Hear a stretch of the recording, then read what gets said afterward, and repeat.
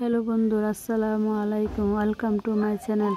আজকে রান্নার আয়োজনে আপনাকে স্বাগতম। কেমন আছেন বন্ধুরা?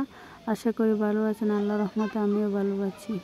প্রথমে আমি নিয়ে নিলাম দেশি মুরগির মাংস, তারপরে 5 থেকে 6 পিস পেঁয়াজ কুচি, 3 থেকে 4 পিস রসুন কুচি, দেশি নতুন আলু এবং আদা বাটা।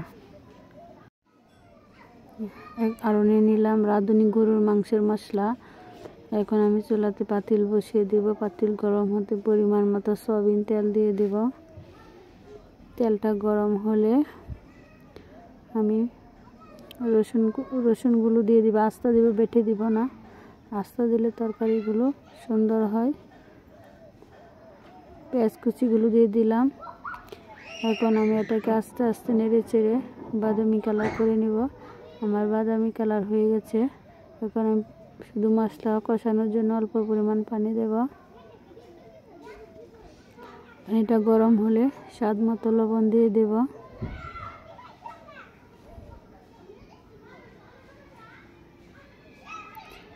তিন থেকে 4 চামচের মতো মরিচ গুঁড়ো দিয়ে দেব। 1 চামচের মতো হলুদ গুঁড়ো, 1 চামচের মতো ধনিয়া গুঁড়ো।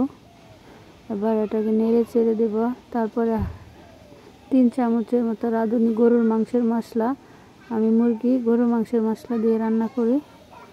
এবার আমি মুরগির মাংসগুলো দিয়ে দেব। তারপর আলুগুলো দিয়ে দেব। কাঁচা আলু দিয়ে দিয়েছি, যেহেতু নতুন তাই খোসা ছাড়িয়ে নতুন এভাবে দিয়ে দিয়েছি, সিদ্ধ দেয়নি। এটাকে আবার নাড়াচাড়া দিয়ে ভালোভাবে মশলাগুলো মিশিয়ে নেব। আস্তে আস্তে করে মিশিয়ে নেব।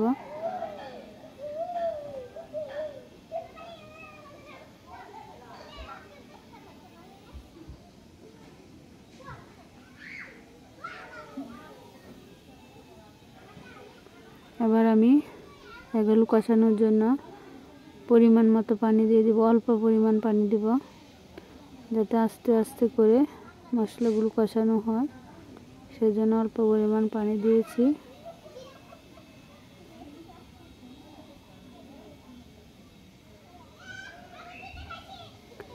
এবার আমি ঢাকনা দিয়ে ঢেকে দেব।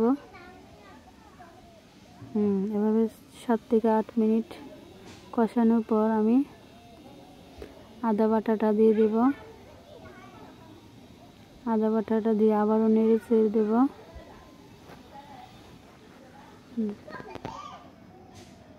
আবারও ঢাকনা দিয়ে ঢেকে 7 থেকে 8 মিনিট জাল দিয়ে দেব। এবার আমি মাংস কষানো হয়েছে, আবারও তরকারি ঝোল যাতে থাকে সেই পরিমাণ পানি দেব। আবারও নেড়ে চেড়ে 5 থেকে 6 মিনিট কষিয়ে নেব। দেখেন আমার তরকারি কালারটা অনেক সুন্দর হয়েছে। আবারও ঢাকনা দিয়ে ঢেকে দেব। আমার 5 থেকে 6 মিনিট হয়ে গেছে। আমার তরকারি অলরেডি রেডি হয়ে গেছে। ধন্যবাদ।